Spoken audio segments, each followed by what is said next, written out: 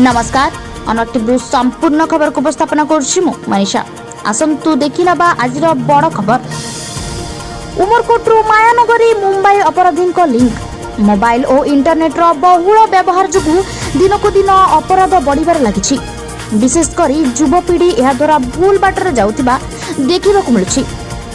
Facebook, WhatsApp, Instagram भली app माध्यम cyber अपराध को आपणाई नहीं शिक्षित युवगोष्ठी। एहिभଳି एक अपराधिक घटना देखिबाकु मिलुछि नवरंगपुर जिला उमरकोट ब्लॉक सुनाबेड़ा पंचायतर सुनाबेड़ा ग्राम। एही ग्रामर 21 वर्षीय सौरभ मंडल नामक जड़े युवक एभଳି अपराधिक कार्य जड़ित थिबा जଣାपड़ी। अभियुक्त छात्र जनक जयपुर विक्रमदेव कॉलेज युक्त 3 विज्ञान रे पाठ पढ़ुथिबा सूचना मिलछि। छात्र जनक साइबर क्राइम आधार रे मुंबई क्राइम ब्रांच पुलिस गिरफ्त करछि। उमरकोट मान्यवर प्रथम श्रेणी विचार विभागीय अदालत रे हाजर करिबा परे तांकु ट्रांजिट रिमांड रे मुंबई नहीं जाइछंती।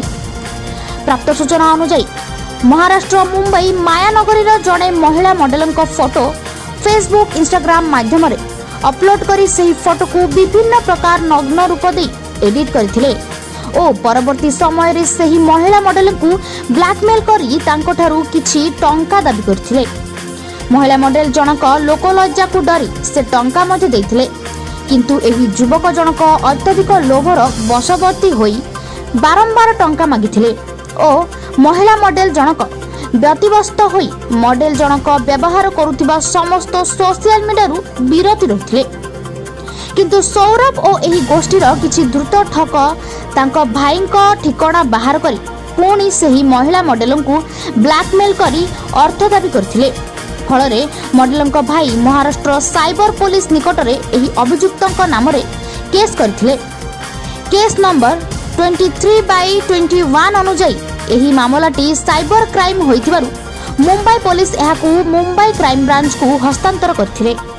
एहार तदंत करिबाकू एपीआई जयदीप यादवଙ୍କ तत्वावधान रे 3 जणिया टीम उमरकोट पुलिस रो सहायता रे गतकाली राति रे उमरकोट सुनाबेड़ा स्थित सौरभଙ୍କ घरे पहुंची तांकू गिरफ्त करछंती ओ व्यवहार करुथिबा गोटिए मोबाइल जब्त करछंती। एही अपराधिक मामला रे जड़ित थिबा सौरभଙ୍କ अन्य 2 सहयोगी को मुंबई रु गिरफ्त करथिबा सूचना मिलछि। उमरकोट रु जुगल किशोर साउंड रिपोर्ट अनुराग टीवी।